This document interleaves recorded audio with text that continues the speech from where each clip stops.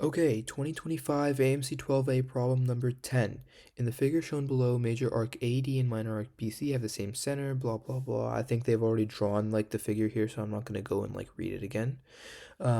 Major arc AD, minor arc BC, each of the two segments AB and CD all have length 2 pi. So this has length 2 pi, this has length 2 pi, this has length 2 pi, and this has length 2 pi. What is the distance from O to A? So what we do to solve this problem is we just set up variables, and I think we just solve it. So let's call this r for the radius. So let's call this theta for that angle right there.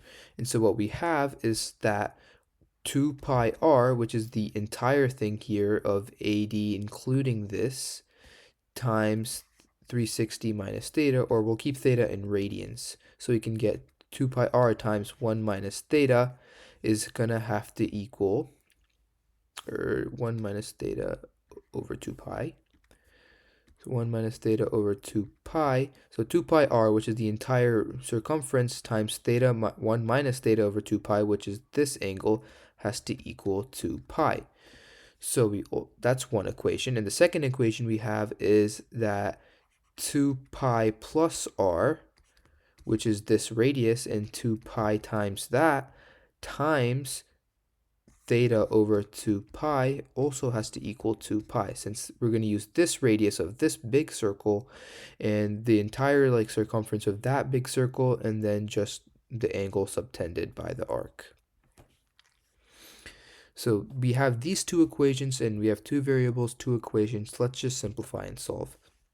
I'm going to call this equation 1. I'm going to call this equation 2. So I'm going to mess around with equation 1 a little bit and see what I can simplify. So first, we have 2 pi r times 2 pi r theta over 2 pi, so that immediately cancels, equals 2 pi. So 2 pi r times, or this is not a times, this is a minus right there. So 2 pi r minus r theta equals 2 pi. And so we might be able to just solve for r, because r times 2 pi minus theta equals 2 pi. So that's maybe a useful equation. I think that's about as simplified as we can get it. And now let's deal with the second equation. And I realize I've been writing like sideways the entire time, but here's the second equation.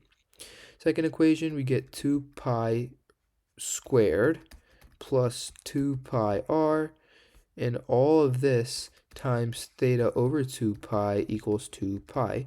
And so what we do there is 4 pi squared times theta over 2 pi, I'm just distributing it, plus just this 2 pi and this 2 pi cancel, so we just get r theta again equals 2 pi. And so what happens when you do this is that 2 pi theta plus r theta equals 2 pi. And this is very similar to this equation, but I think here we can actually solve for theta instead. So we get theta 2 pi plus r equals 2 pi. And so immediately what we have here is we can basically solve for theta. We can plug that into this, and we have one equation, one variable in terms of r. Or we could do the other way. We could solve for r and plug it into here. It should be the exact same thing.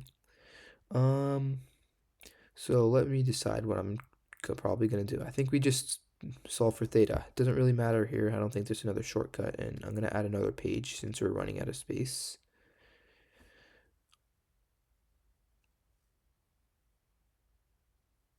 All right, there we go. And so we're just going to solve for theta. So theta equals 2 pi over 2 pi plus r. Then we'll plug this into the first equation, which is this box right, this underlined here. So you get r times 2 pi minus 2 pi over 2 pi plus r equals 2 pi. And the reason I think there's actually a good reason solving for r is because we're asked for the distance from O to A. That's the r right here. So by making the equation in terms of r, it's actually a good thing that we're going to be solving straight for r instead of having to solve for theta and then plug back into the system. So this is our equation, and this should be a plus. That did not look like a plus before. And so let's just get to solving. So we get 2 pi r minus 2 pi r over 2 pi plus r equals 2 pi. And so multiplying both sides by 2 pi plus r, and then I'll do this, 2 pi plus r.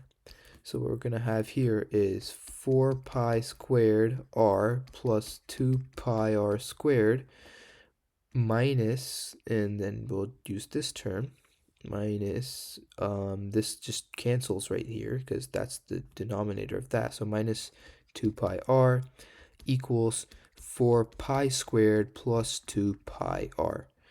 And so we can simplify now. So this is the r squared term of the quadratic. So we get 2 pi r squared, and then we have the regular r terms, which are here.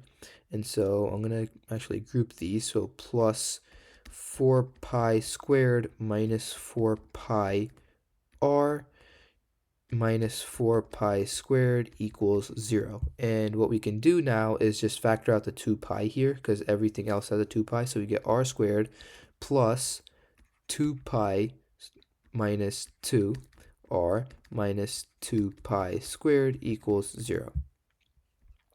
So now we have a nice quadratic. We're just trying to solve for r, and I think the best way is probably going to be the quadratic formula. So we just get negative b, which is going to be this, plus or minus square root of this squared minus 4 times 1 times minus 2 pi. So it's a lot of problems, a lot of bashing, but we're almost there.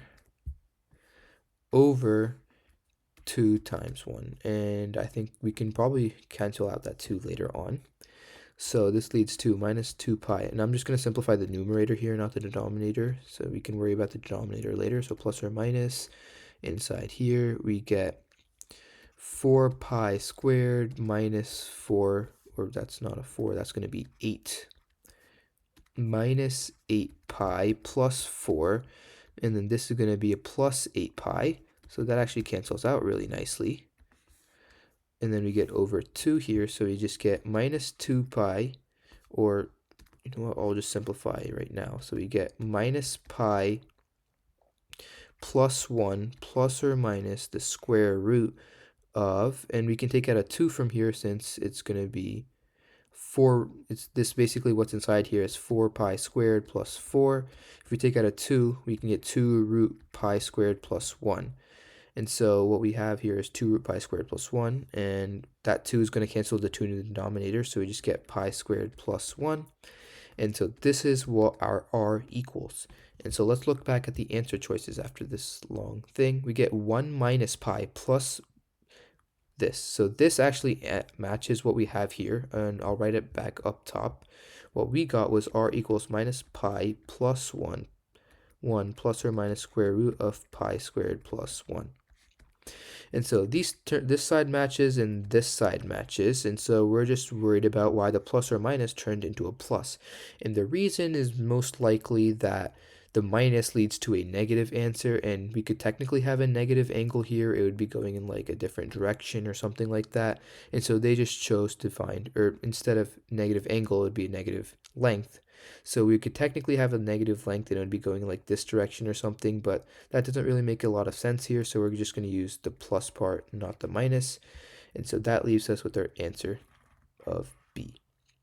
So this was actually kind of long problem for problem number 10. It was a lot of just bashing and grinding. There's probably some easier way to do it, but this is what I did on the test, and this was probably the easiest and most intuitive way. So thank you guys. Hope you learned something.